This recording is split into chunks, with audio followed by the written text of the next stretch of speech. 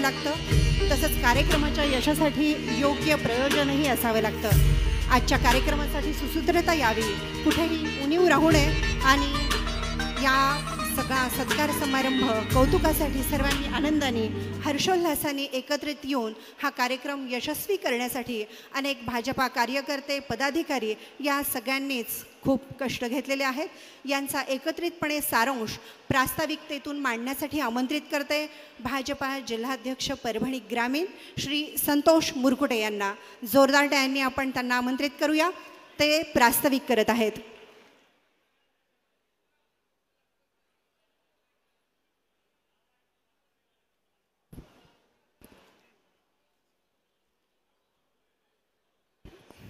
सर्वप्रथम भारत मातेला वंदन करतो।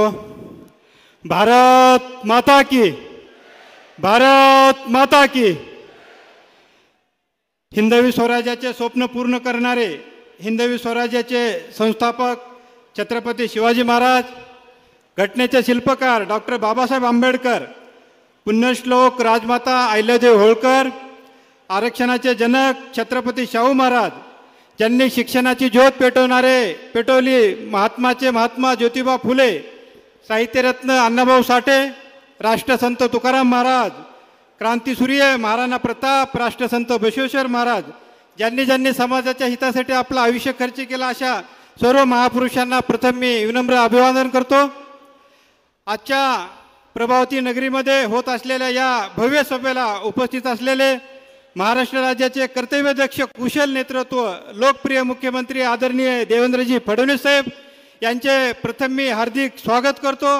या सभेला उपस्थित असलेले व्यासपीठावरील आपल्या सर्वांच्या लाडक्या मेघनादिदी बोर्डीकर, राज्यमंत्री तथा पालकमंत्री परभणी, माननीय खासदार गोपछडे साहेब, या कार्यक्रमाला उपस्थित असलेले मराठवाड्याचे संघटन मंत्री माननीय संजयजी कोडगे साहेब, माजी आमदार तथा परभणी जिल्ह्याचे नेते आपल्या सर्वांचे मार्गदर्शक रामप्रसादजी बोर्डीकर साहेब, आमदार संजय केनेकर साहेब, प्रदेश सचिव किरणजी पाटील साहेब, प्रमोद वाकोडकर, विठ्ठलराव रोबदडे मामा, रामप्रभूजी मुंडे, महानगराचे अध्यक्ष शिवाजी भरोसे, युवा मोर्चाचे प्रदेश अध्यक्ष सुरेशजी भुमरे, केदारजी खटिंग, युवा मोर्चाचे जिल्हाध्यक्ष नंदेश्वरजी बल्लोरे, सर्व या सभेला उपस्थित असलेले प्रदेश पदाधिकारी, जिल्हा पदाधिकारी, मंडळ पदाधिकारी, सर्व भारतीय जनता पार्टीचे सर्व कार्यकर्ते, माझ्या मित्रांनो,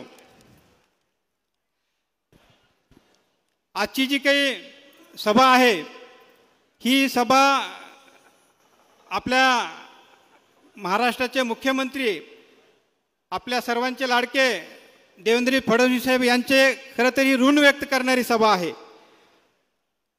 परभणी जिल्हा भारतीय जनता पार्टी जिल्हा अध्यक्ष या नात्यानं तमाम भारतीय जनता पार्टीचे नेते पदाधिकारी कार्यकर्ते भारतीय जनता पार्टीच्या वतीनं साहेबांचे मी प्रथम अभिनंदन करतो, त्यांचं ऋण व्यक्त करतो।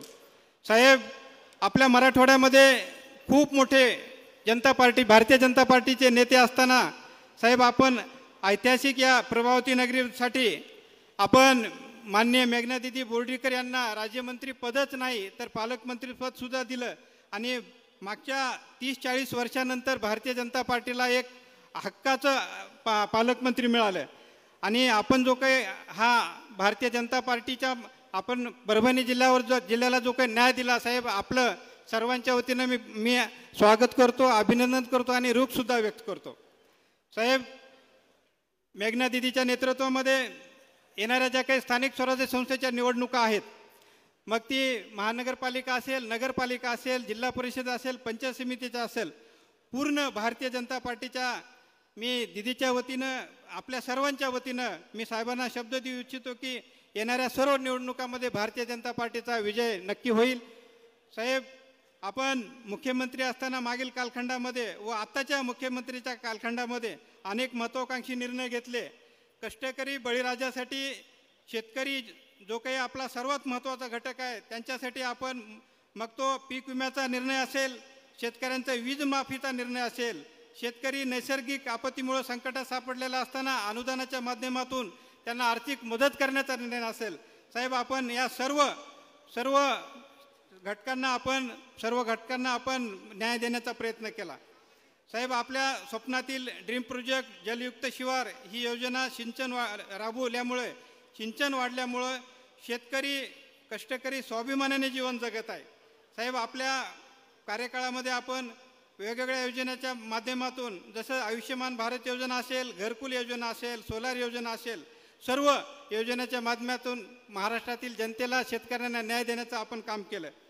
साहेब, जास्त वेळ न घेता जिल्ह्यातील ज्या काही अडचणी आहेत त्या आपल्या पालकमंत्री मेघना दिदी आपल्यासमोर मांडणारच आहेत. साहेब, फक्त 2 मिनिटात मी काही गंगाखेड विधानसभेतल्या काही अडचणी आपल्यासमोर मांडण्याचा प्रयत्न करणार आहे. साहेब, गंगाखेड विधानसभेमध्ये एक सर्वात मोठा प्रोजेक्ट आहे मासुळी डॅम म्हणून.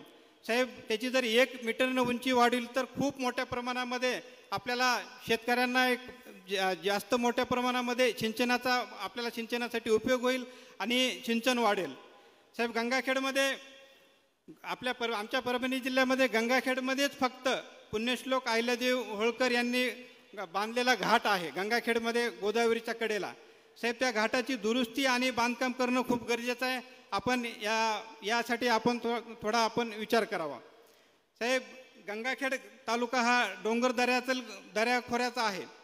इथं खूप मोठ्या प्रमाणात सीताफळाची लागवड आहे. साहेब, जर इथं सीताफळ उद्योगात प्रक्रिया जर आपल्याला एखादा मोठा प्रोजेक्ट राबवता आला तर साहेब तरुणांना मोठ्या प्रमाणात काम मिळेल. साहेब, त्यानंतर पूर्णा रेल्वे जंक्शन आहे, क्रू बुकिंग हे जे काही ऑफिस आहे साहेब नांदेडला हलवल्यामुळं 15,000 ते 20,000 कर्मचारी हे नांदेडला स्थलांतरित झाले. साहेब, ते जर पुन्हा पूर्णेला क्रू जंक्शन जर आणलं तर पूर्णा तालुक्याचा नव्हे तर गंगाखेड विधानसभेचा विकासाला आपल्याला चालना मिळेल. साहेब, दुसरा एक महत्त्वाचा विषय आहे. साहेब, आज गंगाखेड विधानसभेमध्ये एक पालम म्हणून तालुका आहे. साहेब, पालम तालुक्यामध्ये अद्यापपर्यंत बसस्टँड नाही. साहेब, बसस्टँडला पाटबंधारे खात्याची जागा उपलब्ध होण्यासाठीचे गेल्या 10 ते 15 वर्षापासून प्रयत्न चालू आहे. साहेब, आजही तिथल्या आपल्या आई बहिणींना रोडवर उभा टाकून बसमध्ये चढावं लागते आणि बसमधून उतरावं लागते. साहेब, थोडंसं आमच्या सर्वांच्या वतीनं आपल्याला एक कळकळीची विनंती आहे. साहेब, लवकरात लवकर पाटबंधारे खात्याकडली जागा बसस्टँडसाठी जर उपलब्ध करून दिली तर खूप मोठी सुविधा निर्माण होईल. साहेब, बाकी साहेब, आपण सर्व अडचणी आमच्या मान्य कराल. आमच्यावर जसं दिदींना आपण पालकमंत्री करून आमच्या परभणीवासियावर आपण जे काही विश्वास दाखवला तोच विश्वास आपण पुढंसुद्धा कायम ठेवाल ही अपेक्षा बाळगतो. आपलं सर्वांच्या वतीनं भारतीय जनता पार्टी परभणी जिल्ह्या वतीनं पुन्हा एकदा आपलं ऋण व्यक्त करतो आणि इथं थांबतो. जय हिंद, जय महाराष्ट्र. धन्यवाद मुरकुटेजी. यानंतर आपल्यासमोर मनोगत व्यक्त करण्यासाठी आमंत्रित करते कर्तव्यदक्ष, जनमानसात लोकप्रिय, धडाडीचं व्यक्तिमत्व, आपल्या सर्वांच्या पालक, आशास्थान राज्यमंत्री पालकमंत्री माननीय मेघना दिदी साकोरे बोर्डीकर यांना जोरदार टाळ्यांनी त्यांना आमंत्रित करूया त्यांचं मनोगत ऐकण्यासाठी. भारत माता की, भारत माता की. आज होत असलेल्या ह्या कृतज्ञता ऋण व्यक्त सभेसाठी आपल्या सर्वांच्या सोबत उपस्थित महाराष्ट्र राज्याच्या राजकारणातले राजहंस, राजकीय पटलावरील चाणक्य, धुरंधर राजकारणी, राज्याच्या विकासाला नव्या उंचीवर नेणारे नेतृत्व, लाडक्या बहिणींचे लाडके भाऊ, महाराष्ट्राचे मुख्यमंत्री आदरणीय नामदार देवेंद्र फडणवीस साहेब, तुमचे माझे सर्वांचे नेते, मी आपल्या सर्वांच्या वतीने भाऊ आपलं मनापासून हार्दिक हार्दिक स्वागत करते. या मंचावर उपस्थित ज्यांचे राजकारणातील बाळकडू घेत यापर्यंत आज मी इथपर्यंत पोहोचली आहे. आपल्या परभणी जिल्ह्यामध्ये मागची 40-50 वर्ष सर्वांना सोबत घेऊन फक्त आणि फक्त शेवटच्या व्यक्तीला माझा कसा फायदा होईल, त्यासाठी मी काय करू शकेल हाच विचार ज्यांच्या मनामध्ये असतो आणि भाऊ आपण बघत आहात अनेक नेते मंडळी ज्यांच्याकडे कर्तृत्वान मुलगा असताना देखील स्वतःची जागा मुलाला देण्याचं मोठं मन जे आतापर्यंत दाखवू शकले नाहीत. आपण कोरा एबी फॉर्म 2019ला मला दिला होता, आम्हाला दिला होता, तरी देखील एका मिनिटाचाही विचार न करता स्वतःचं जागा स्वतःच्या लेकीला देणारे माझे बाबा, ह्या जिल्ह्याचे राजकारणातील पितामह आदरणीय रामप्रसाद बोर्डीकर साहेब, या ठिकाणी उपस्थित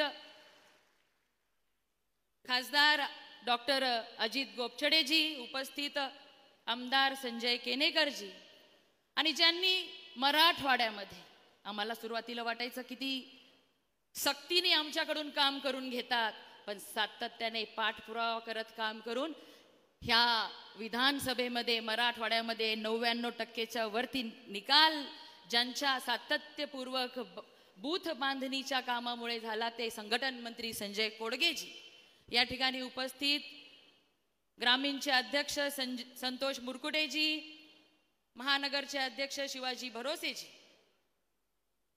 युवा मोर्चाचे राज्याचे उपाध्यक्ष सुरेश भुमरेजी, परभणी जिल्ह्याचे भूमिपुत्र प्रदीप पेशकारजी, उपस्थित रावसाहेबजी घुगे, किरण पाटीलजी, डॉक्टर केदार खटिंगजी, डॉक्टर विद्याताई चौधरी, मंचावरील उपस्थित सर्व मान्यवर आणि मोठ्या संख्येने आपल्या देवाभाऊंचे आणि आपल्या नेत्याचे स्वागत करण्यासाठी, अभिनंदन करण्यासाठी, आभार मानण्यासाठी उपस्थित झालेल्या माझ्या सर्व बंधू भगिनींचं मी आजच्या कार्यक्रमामध्ये स्वागत करते. भाऊ, आमचा मराठवाडा ही संतांची भूमी आहे आणि आज हा मराठवाड्यामध्ये आमच्या परभणीमध्ये प्रभावती नगरीमध्ये आपण मुख्यमंत्री झाल्यानंतर पहिला कार्यक्रम या ठिकाणी होत आहे. आणि जेव्हापासून आपण इथे येणार असं समजल्यानंतर आमच्या लाडक्या बहिणी सुद्धा दीदी आम्हाला यायचे अशा पद्धतीचे फोन आम्हाला करत होत्या आणि मोठ्या संख्येने इथे तरुण शेतकरी बांधव महिला भगिनी उपस्थित झालेल्या आहेत.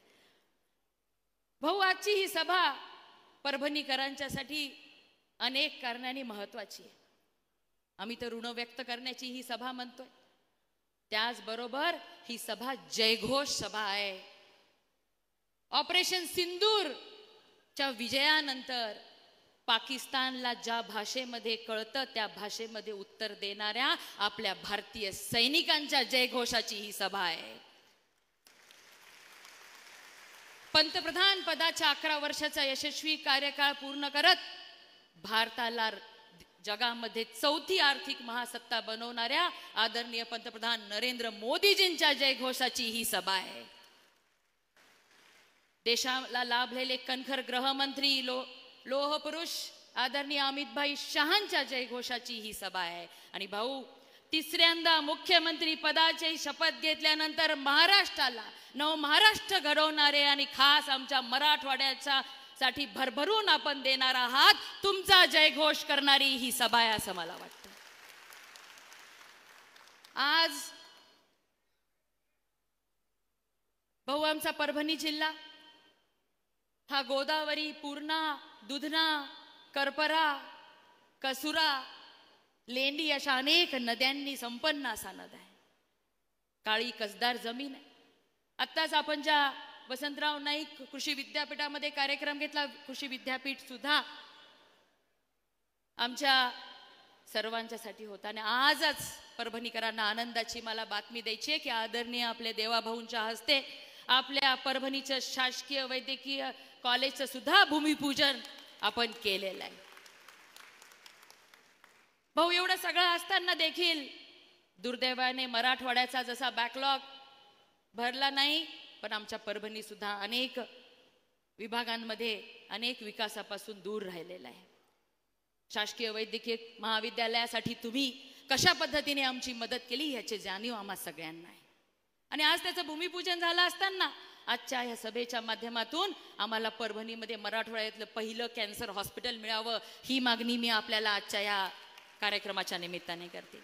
एवढंच नाही, तर औद्योगिक विकासापासून सुद्धा आमचा जिल्हा वंचित राहिलेला आहे. MIDC जिंतूर, गंगाखेड या ठिकाणी आहे. परभणीमध्ये सुद्धा काही कारणास्तव परभणीची सेलूची MIDC आतापर्यंत होऊ शकलेली नाही. तरी देखील मी आभार मानते, अभिनंदन करते आणि माझ्या परभणी जिल्ह्यातील जे व्यापारी, जे उद्योजक आहेत त्यांच्या धाडसाचं कौतुक करते की कुठल्याही सुविधा नसताना देखील ते आपल्या परभणी जिल्ह्यामध्ये या ठिकाणी रोजगार निर्मिती व्हावी वर आपलं दरडोई उत्पन्न वाढावं म्हणून प्रयत्नशील आहेत.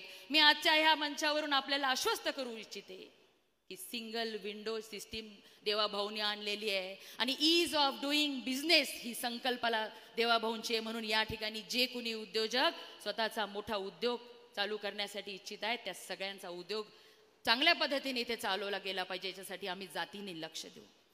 भाऊ, आम्ही देवेंद्र फडणवीस स्टार्टअप मिशन मराठवाड्यातील तरुणांना उद्योजक बनवण्यासाठी, आमच्या मायमाऊल्यांना उद्योजक बनण्यासाठी चालू केलं. त्याचं सुद्धा लोकार्पण आपल्या हातून या ठिकाणी होणार आहे. 750च्या वरती नोंदणी त्या ठिकाणी आलेली आहे आणि आम्ही आता 40 उद्योजकांना मेंटरिंग करतोय. एवढंच नाही तर आमचे भूमिपुत्र पेशकारजी या ठिकाणी आहेत.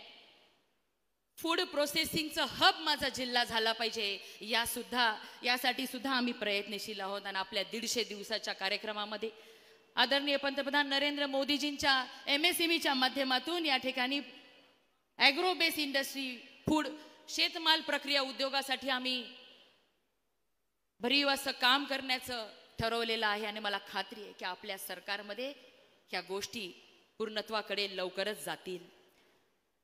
आमच्या जिल्ह्यामध्ये एवढं सुंदर नद्यांचं जाळं असताना अनेक सिंचनाचे प्रकल्प अर्धवट राहिलेले आहेत आणि पूर्णत्वाकडे ते जातीलच, यामध्ये काही शंका नाही. पण आमच्या जिल्ह्यामध्ये कैलासवासी गंगाधरराव दादा पवार यांनी गोदा परिक्रमा केली होती आणि त्यांची मागणी होती ना, अनेक दिवसांपासून मला म्हणायचे की गोदावरीच्या काठचा जो आपला शेतकरी आहे त्याला आणखीन संपन्न करण्यासाठी सिमेंटची रोड त्या ठिकाणी झाले पाहिजेत. पैठणपासून नांदेडपर्यंत आमच्या गोदा काठाचा विकास त्याशिवाय होणार नाही भाऊ. म्हणून आपल्याला आजच्या दिवशीच्या विनंती करते की गोदा परिक्रमाचं संपूर्ण सिमेंटच्या रस्त्यांचं जाळं आपण उभं केलं पाहिजे. एवढंच नाही तर परभणी लोकसभा मतदारसंघामध्ये सुद्धा गोदावरीचे जे काही बॅरेजेस आहेत त्या बॅरेजेसची जर उंची वाढली तर परभणी जिल्ह्यासह बीड जिल्ह्यातील, नांदेड जिल्ह्यातील लोकांना सुद्धा शेकडो गावांना सिंचनाबरोबरच पिण्याच्या पाण्याची सुद्धा व्यवस्था त्या ठिकाणी होऊ शकणार आहे. भाऊ, आपल्या सांगण्यावरती एवढ्या मोठ्या संख्येने लाडक्या बहिणी इथं आलेल्या आहेत, आपल्याला ऐकण्यासाठी आलेल्या आहेत. पण जेव्हापासून आपण मला मंत्रीपद दिलं आणि मला सांगितलं की आपल्या महिला ह्या कुशल स्वतःचा संसार तर सांभाळू शकतात, उद्योजिका सुद्धा होऊ शकतात, म्हणून तू त्यांना क्रेडिट सोसायटीच्या माध्यमातून उद्योजकतेकडे वळवण्यासाठी काम कर. म्हणून नांदेड, हिंगोली, परभणी जिल्ह्यांमध्ये आम्ही महिलांच्या क्रेडिट सोसायट्यांची नोंदणी, ती बांधणी चालू केलेली आहे. आणि मला खात्री आहे की येणाऱ्या दिवसांमध्ये इथे बसलेल्या अनेक आमच्या महिला भगिनी ह्या उद्योजक झाल्याशिवाय राहणार नाहीत. आज अनेक काही विषय आहेत. मी या ठिकाणी रावसाहेबजी घुगे जे खास अहिल्यानगरहून इथे आलेले आहेत त्यांचाही आभार मानते की माझ्या जिल्ह्यामध्ये पहिली IT कंपनी, द बाप कंपनी रावसाहेबजींनी आमच्या इकडे उघडलेली आहे. आणि मला खात्री आहे की येत्या काही वर्षांमध्ये आमचं परभणी सुद्धा एक चांगलं IT हब झाल्याशिवाय राहणार नाही. कारण की आपलं गव्हर्नन्स, पारदर्शकता येण्यासाठी गव्हर्नन्सवरती भर आहे. आणि दुसरं, पालकमंत्री टास्क फोर्स सुद्धा आम्ही जिल्ह्यामध्ये चालू केलेले. आमचा पालकमंत्रीचा कारभार सुद्धा कारभार होण्यासाठी आम्ही एक ॲप सुद्धा बनवलेला आहे जे व्हॉट्सअपच्या माध्यमातून कुठलीही छोटी गोष्ट वाडी वस्त्यावरच्या, तांड्यावरच्या माझ्या ह्या परभणी जिल्ह्यातील सर्वसामान्यांनी सांगितली की ती तात्काळ पूर्ण व्हावी, यासाठी त्या ॲप सुद्धा आम्ही एक बनवलेला आहे. व्हॉट्सअपच्या माध्यमातून ह्या सगळ्या गोष्टी आम्ही येणाऱ्या दिवसांमध्ये करणार आहोत. भाऊ, आमच्या जिल्ह्यामध्ये 11व्या, 12व्या, 13व्या शतकातील वैष्णव, शैव व शाक्त अशा तिन्ही पंथांची मंदिरं, 368च्या वरती मंदिरं आहेत.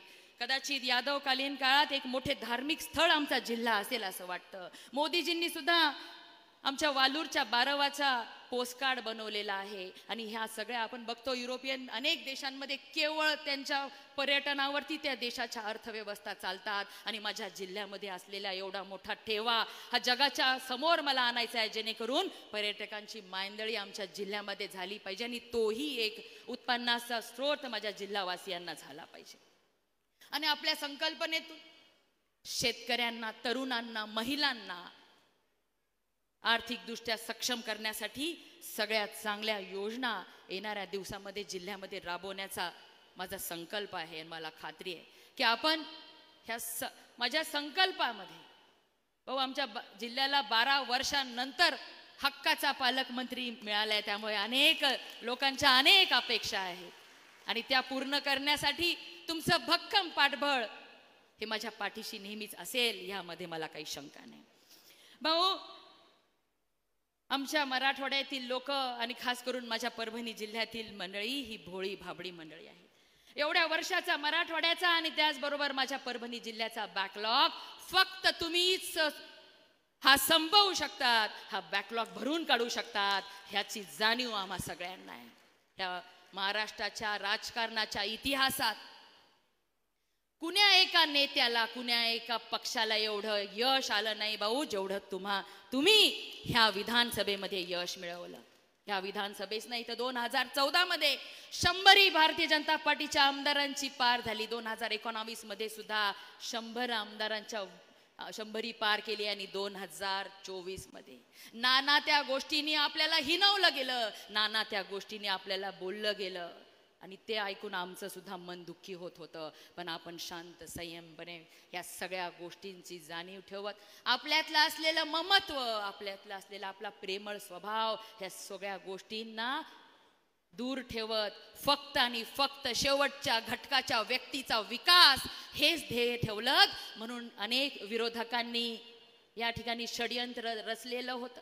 आपण काय तर विलन आहात अशा पद्धतीचं त्यांचं चित्र रंगवण्याचं जे काम होतं. पण या महाराष्ट्राच्या जनतेने आपल्यावर विश्वास ठेवत आणि खास माझ्या मराठवाड्यातल्या जनतेने आपल्यावरती विश्वास ठेवत की मराठवाड्याच्या जनतेचं कोण भलं करू शकतं तर ते फक्त देवेंद्र फडणवीस साहेबच करू शकतात असं दाखवून दिलं. आणि आपण विलन नाही तर आपण हिरो आहात, हिरो होतात, हिरो आहात आणि कायम हिरो राहणार आहात. येणाऱ्या निवडणुकांमध्ये सुद्धा तुमचा रेकॉर्ड तर ह्या राज्यामध्ये कुणी नाही तर तुम्ही स्वतःच तोडणार आहात. 100% भाजपाकडे आपल्या सगळ्यांची वाटचाल होत आहे. भाऊ हे सगळं काम करत असताना आमच्या जिल्ह्याची नवी ओळख तुमच्या नेतृत्वामध्ये मला करून द्यायची आहे. दुर्दैवाने आमच्या जिल्ह्याला म्हणलं जातं जगात जर्मनी, भारतात परभणी, पण यापुढे म्हणलं गेलं पाहिजे जगात जर्मनी आणि देवा भाऊंची परभणी. अशा पद्धतीचं काम मला या ठिकाणी उभं करायचं आहे. भाऊ सर्वसामान्यांची कामं करत असताना जिल्ह्यामध्ये, नगरामध्ये, गाववाडी वस्त्यांवरती भारतीय जनता पार्टीच्या कार्यकर्त्यांचं स्थान बळकट करत असताना, कार्यकर्त्यांचं जाळं बनवत असताना मला आपलेच हितचिंतक अनेक राजकारणाच्या ह्या महाभारतात अभिमन्यू सारखं अडकवण्याचा प्रयत्न करतात. परंतु तुम्ही श्रीकृष्णासारखे माझ्या पाठीशी आहात. एक मोठा भाऊ म्हणून ज्या पद्धतीने तुम्ही या ठिकाणी माझ्यासोबत आत्तापर्यंत राहिलेला आहात आणि तुमच्या ह्या विश्वासाच्या जोरावरती तुम्ही माझ्यावर विश्वास टाकलाय.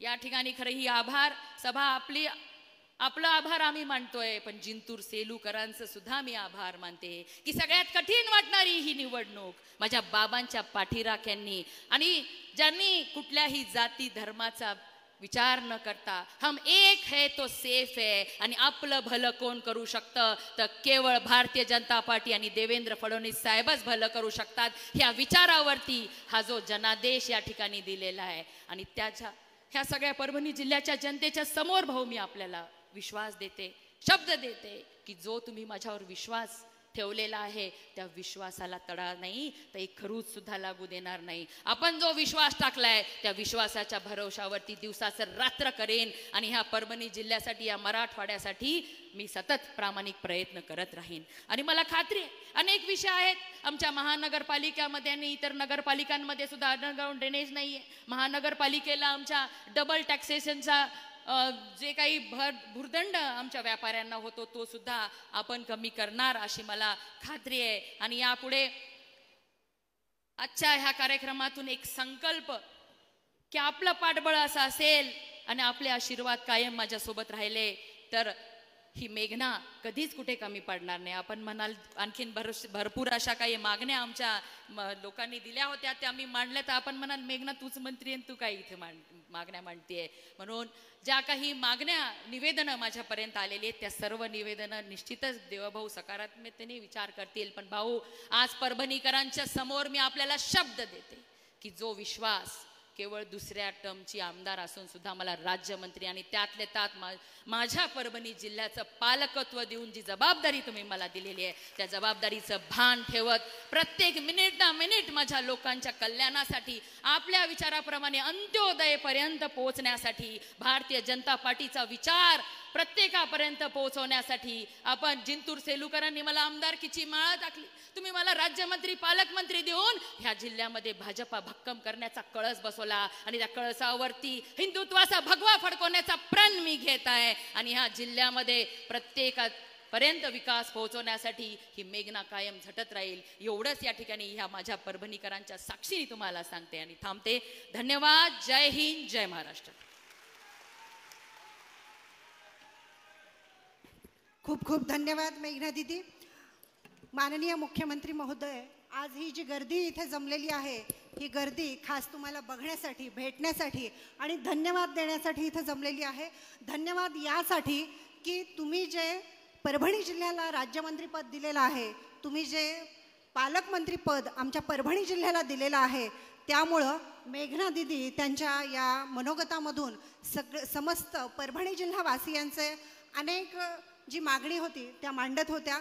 याचं कारण एकच आहे की जे आपल्या जवळचं असतं, जे आपल्या हक्काचं असतं, तिथे जे या मागण्या मांडल्या जातात. मेघना दीदींनी समस्त जिल्हावासियांच्या वतीनं ह्या मागण्या आपल्यासमोर मांडलेल्या आहेत. आपल्याला आणखी एक विनंती आहे की देवेंद्र फडणवीस स्टार्टअप मिशन या संबंधित गाईड या पुस्तकाचं विमोचन आपण या मंचावरून करावं. सुजित देशमुख यांना विनंती करते की कृपया आपण ते पुस्तकं त्यांच्यापर्यंत पोहोचवावी. भारतीय स्टार्टअप नवनवीन उद्योगांमध्ये क्रांती घडवत आहेत आणि आपल्या देशाच्या अर्थव्यवस्थेचा आधार बनत आहेत. या माध्यमातून युवा पिढीमध्ये परिवर्तन घडत आहे. भारत सरकारकडून national quantum mission, India AI mission आणि सेमीकंडक्टर मिशन यांसारख्या उपक्रमांनी तरुणांसाठी संधीची द्वारं खुली केली आहेत. आपल्या राज्यात सुद्धा स्टार्टअप इकोसिस्टीममुळं मेट्रो शहरांपुरती मर्यादित न राहता ती आता सामाजिक संस्कृती बनत आहे. AI तर देशात स्टार्टअपच्या अनेक संधी उपलब्ध होत आहेत आणि जागतिक गुंतवणूकदार भारतात येण्यासाठी उत्सुकही आहेत. हीच गरज ओळखून देवेंद्र फडणवीस स्टार्टअप मिशन गेल्या वर्षभरात आदरणीय मेघना दीदी यांच्या मार्गदर्शनाखाली विश्वजित देशमुख, सुजित देशमुख हे दोघेजण हा कार्यक्रम मराठवाडाभर राबवत आहेत. तर यानंतर सर्व परभणी जिल्हावासीय आपण सगळेजण माननीय मुख्यमंत्री महोदय यांना ऐकण्यासाठी इथे जमलेला आहात. त्यांना आमंत्रित करते. या पद्धतीनं अंदाज कुछ अलग ही है मेरा सोचने का, अंदाज कुछ अलग ही है मेरे सोचने का, सबको मंजिलों का शौक है और मुझे रास्ते बनाने का. अशा विचारांनी समृद्ध महाराष्ट्राशी, विकसित महाराष्ट्राशी स्वतःसोबत आपल्या टीमला कार्यरत ठेवणारे कार्यकर्तृत्ववान आदरणीय देवाभाऊ यांचं जोरदार टाळ्यांनी आपण इथे स्वागत करूया.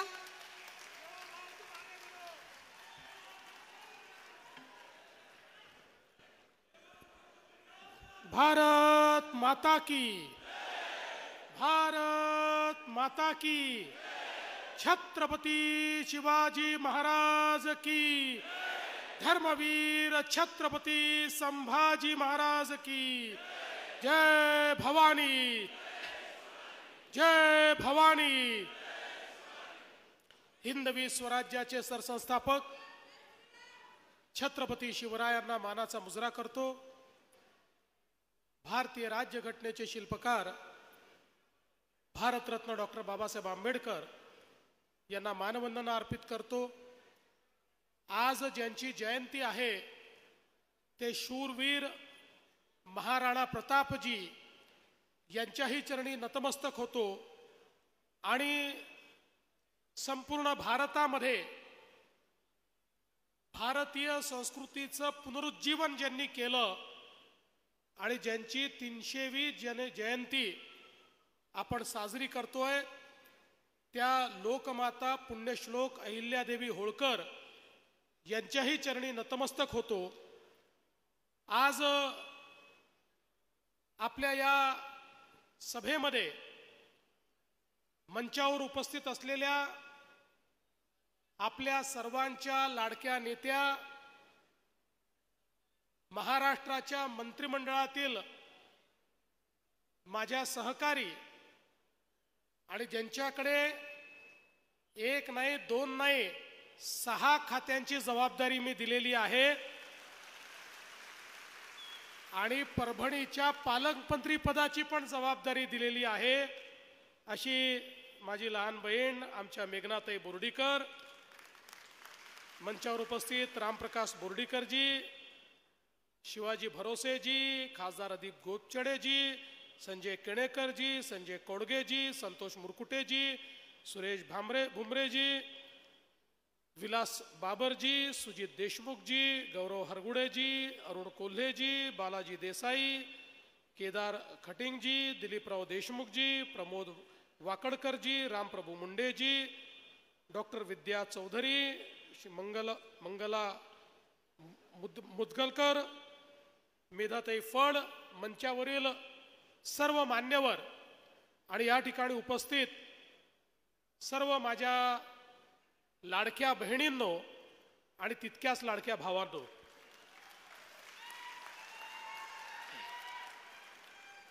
सर्वप्रथम परभणीकरांचे मी मनापासून आभार मानतो की आपण सगळ्यांनी आता नुकत्याच पार पडलेल्या विधानसभेच्या निवडणुकीमध्ये भारतीय जनता पार्टी सहित महायुतीला प्रचंड प्रतिसाद दिला आणि एक मोठा विजय आपण आम्हाला मिळवून दिला आणि आपल्या आशीर्वादांमुळेच पुन्हा एकदा महाराष्ट्रामध्ये अभूतपूर्व विजय मिळवत महायुतीचं सरकार आलं आणि आपल्याच आशीर्वादामुळे मला मुख्यमंत्री पदाची शपथ घेता आली। त्याबद्दल आपल्या सर्वांची कृतज्ञता या ठिकाणी व्यक्त करतो आणि आपले आशीर्वाद प्राप्त करतो। आणि मला या गोष्टीचा आनंद आहे की ज्यावेळी नव्यानं सरकार स्थापन करण्याची संधी मला मिळाली त्यावेळी माझ्या लक्षात आलं भारतीय जनता पक्षाच्या वतीनं काही ना काही कारणाने परभणी जिल्हा दुर्लक्षित राहिलाय। आपण कधीच या जिल्ह्याला भाजपचा पालकमंत्री दिला नाही आणि गेले 10-12 वर्ष तर परभणीला आयातीत पालकमंत्र्याचीच सवय लागलेली आहे। स्थानिक पालकमंत्री काही या ठिकाणी मिळत नाही आणि तुमच्या सगळ्यांच्या आशीर्वादानं आमची मेघनाताई चांगल्या मतानं निवडून आली होती।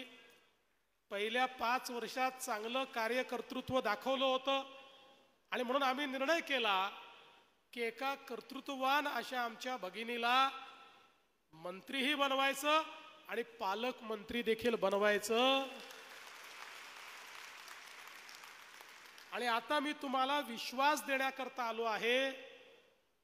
जसं मगाशी मेघनाताईंनी सांगितलं, आपण वर्षानुवर्ष म्हणतो जगात जर्मनी आणि राज्यात परभणी, पण परभणीच्या अडचणी, परभणीच्या समस्या, परभणीतला जो दीन दलित गोर गरीब आदिवासी शेतकरी शेतमजूर महिला या सगळ्यांच्या ज्या समस्या आहेत त्या समस्या सोडवून जोपर्यंत परभणीला विकासाकडे आपण नेणार नाही तोपर्यंत जगात जर्मनी आणि भारतात परभणी हे केवळ या ठिकाणी एक वाक्य उरेल।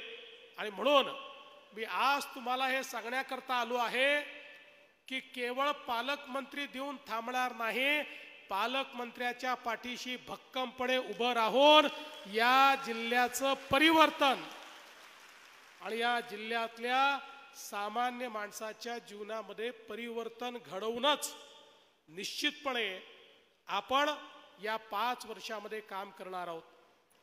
मला आज आपल्याला एक महाराष्ट्राकरता अतिशय आनंदाची गोष्ट सांगायची आहे. आजच रिझर्व्ह बँकेने देशातल्या प्रत्येक राज्यात आलेल्या परकीय गुंतवणुकीचे आकडे हे जाहीर केलेले आहेत आणि यामध्ये तुमचा आणि माझा महाराष्ट्र पहिल्या नंबरवर आलेला आहे. आणि नुसत्या पहिल्या नंबरवर नाही, देशामध्ये जेवढी गुंतवणूक आली, जेवढी देशामध्ये, या सगळ्या गुंतवणुकीतली 40% गुंतवणूक एकट्या महाराष्ट्रात आलेली आहे. इतर सगळे राज्य मिळून 60% आणि एकटा महाराष्ट्र 40%. आणि एवढंच नाही तर आपण बघितलं तर आपल्या नंतरची जी राज्य आहेत, या ठिकाणी कर्नाटक असेल, गुजरात असेल, दिल्ली असेल, या सगळ्या राज्यांची गुंतवणुकीची बेरीज केली, त्याही पेक्षा जास्त गुंतवणूक एकट्या महाराष्ट्रामध्ये आलेली आहे. म्हणजे डबल इंजिनच्या सरकारवर जगातल्या जे गुंतवणूकदार आहेत त्यांनी पहिली पसंती दाखवलेली आहे. आणि आता मोदीजींच्या नेतृत्वात माझ्या महाराष्ट्राला कोणी थांबवू शकत नाही, हे यातनं अतिशय स्पष्ट झालेलं आहे. खरं म्हणजे आपल्या सर्वांना माहिती आहे, ही संतांची भूमी आहे, ज्यांनी स्वतःच्या निर्लस भक्तीनं प्रत्यक्ष पांडुरंगाला घास घेण्यास भास पाडलं. त्या खरं म्हणजे नामदेव महाराजांचे देखील पदस्पर्शाने पावन झालेली अशा प्रकारची ही धरती आहे. आणि संतांची एक मोठी मांदियाळी आज आपल्या या परभणीच्या संपूर्ण जनजीवनामध्ये आपल्याला पाहायला मिळते. आणि म्हणूनच या परभणीचा विकास झाला पाहिजे, या संदर्भात जी काही या ठिकाणी प्रयत्न आणि मागण्या आमच्या ताईंनी ठेवलेल्या आहेत, त्यातल्या पहिल्या मागणीची सुरुवात तर आजच आपण केली. आणि परभणीकरांचं जे स्वप्न होतं की परभणीमध्ये एक मेडिकल कॉलेज असलं पाहिजे, आज त्या मेडिकल कॉलेजचं भूमिपूजन आम्ही केलेलं आहे. लवकरच याची सुसज्जित इमारत देखील आम्ही तयार करू. आणि पुढच्या काळामध्ये मेघनाताईंची इच्छा आहे, इथे कॅन्सर केअरची व्यवस्था देखील झाली पाहिजे. मेघनाताई काळजी करू नका, टप्प्याटप्प्यानं तीही व्यवस्था आपण परभणीमध्ये ही निश्चितपणे या ठिकाणी सुरू करू. आज आपण महापारेषणच्या 132 केंद्राचं सेलूचं देखील भूमिपूजन या ठिकाणी केलेलं आहे. आणि मला हे सांगताना आनंद वाटतो की मागच्या काळामध्ये आपण निर्णय घेतला आपल्या शेतकऱ्यांना वीज मोफत देण्याचा. आता वीज मोफत तर दिली, पण आपल्या शेतकऱ्यांना 365 दिवस दिवसा वीज द्यायचा आपला संकल्प आहे.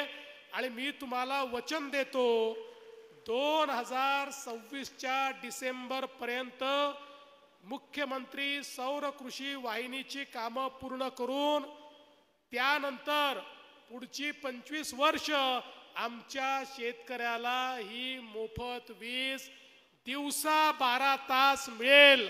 त्याला रात्री शेतामध्ये जाण्याची आवश्यकता पडणार नाही. 21,000 कोटी रुपये आपण याकरता निश्चितपणे दिलेले आहेत.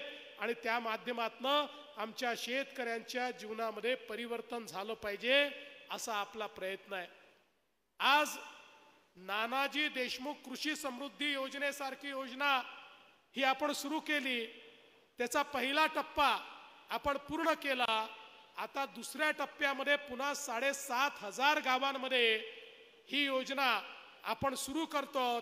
या योजनेच्या अंतर्गत आमचा जो शेतकरी आहे त्याला यांत्रिकीचा पुरवठा असेल, त्याला त्या ठिकाणी नवीन प्रकारचं प्रशिक्षण असेल, त्याला ड्रीप असेल, त्याला वेगवेगळ्या प्रकारचे इंटरव्हेन्शन्स असतील, या सगळ्या गोष्टी अनुदान पद्धतीनं देऊन गावामध्ये त्या ठिकाणी सॅच्युरेशन पद्धतीनं नवीन एकात्मिक शेतीची रचना करायची. गावामध्ये जलसंधारणाच्या माध्यमातून शाश्वत सिंचनाच्या व्यवस्था उभ्या करायच्या. आणि त्याला जोडून आमच्या शेतकऱ्याच्या शेतमालाकरता मार्केट हे तयार करून द्यायचं, भंडारणाची व्यवस्था करायची, अशा प्रकारचा एक वर्ल्ड बँकेच्या मदतीनं प्रोजेक्ट आपण सुरू केलेला आहे. आणि मला विश्वास आहे आपल्या परभणीचा समावेश देखील या प्रोजेक्टमध्ये आपण केलेला आहे. या प्रोजेक्टमुळे आमच्या परभणीतला जो शेतकरी आहे याच्या जीवनामध्ये मोठं परिवर्तन होईल.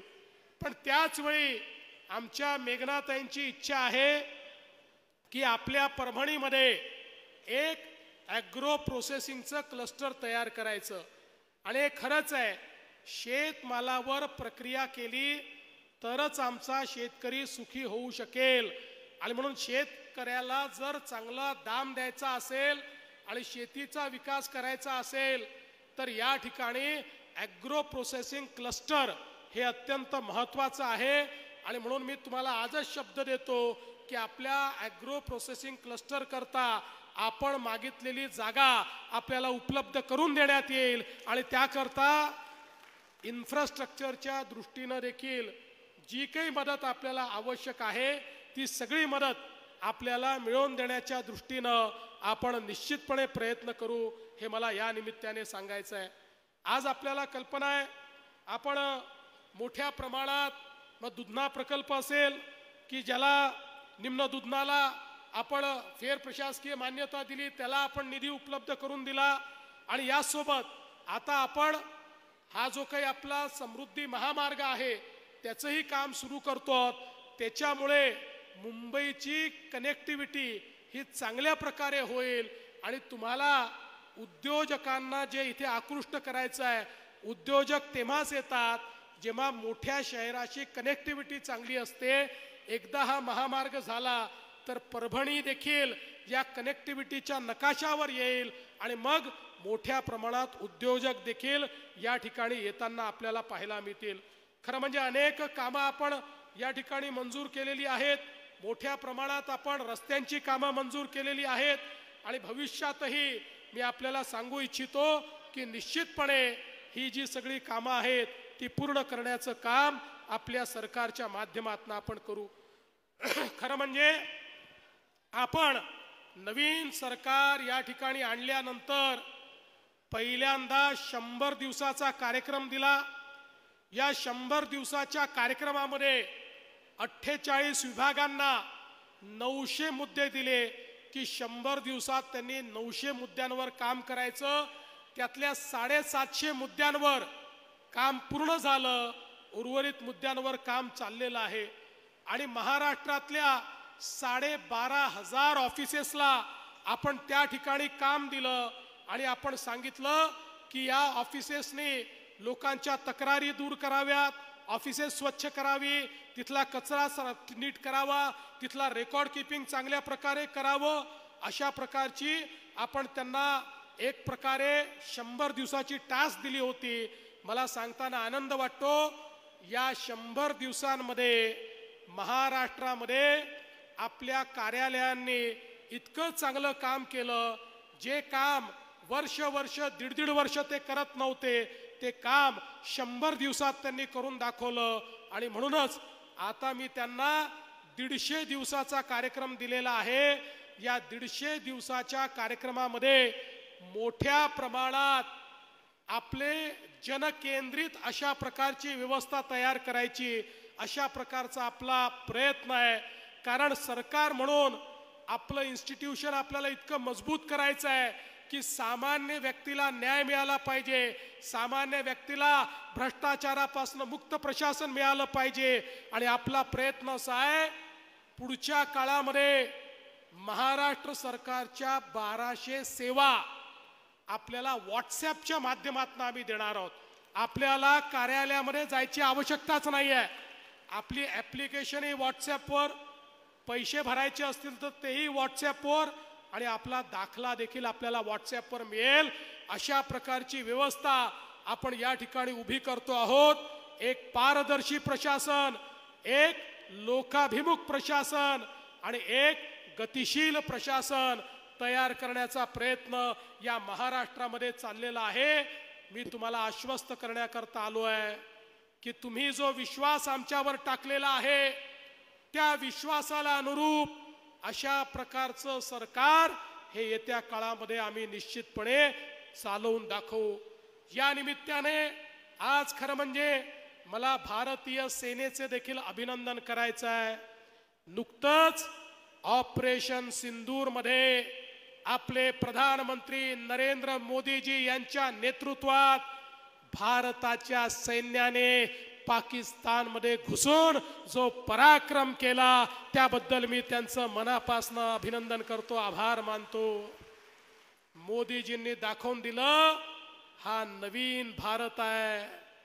ज्यावेळी पहलगाम मध्ये आमच्या 26 अतिशय निष्पाप अशा प्रकारच्या भावांना मारून टाकलं, मुलीसमोर बापाचा जीव घेतला, बायको समोर नवऱ्याच्या डोक्यामध्ये त्या ठिकाणी गोळी घातली आणि त्या ठिकाणी एक प्रकारे भारताच्या सार्वभौमत्वाला आव्हान देण्याचं काम ज्यावेळी पाक प्रशिक्षित आतंकवाद्यांनी केलं त्याच वेळी आमच्या पंतप्रधानांनी सांगितलं ज्यांनी आमच्याकडे दहशतवाद केला त्यांचं दहशतवादाचं इन्फ्रास्ट्रक्चर मैं मिट्टी में मिला दूंगा, मैं उसको चूर चूर कर दूंगा.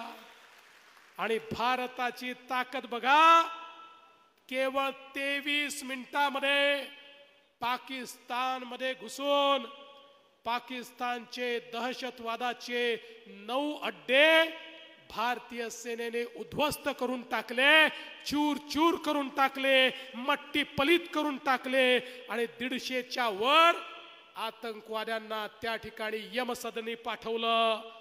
तो मसूद अझहर ज्यांनी आमच्याकडे निष्पापांचे जीव घेतले त्याची अख्खी खानदान ही खाक मध्ये मिळवण्याचं काम हे आमच्या सेनेने त्या ठिकाणी पाकिस्तानात घुसून करून दाखवलं.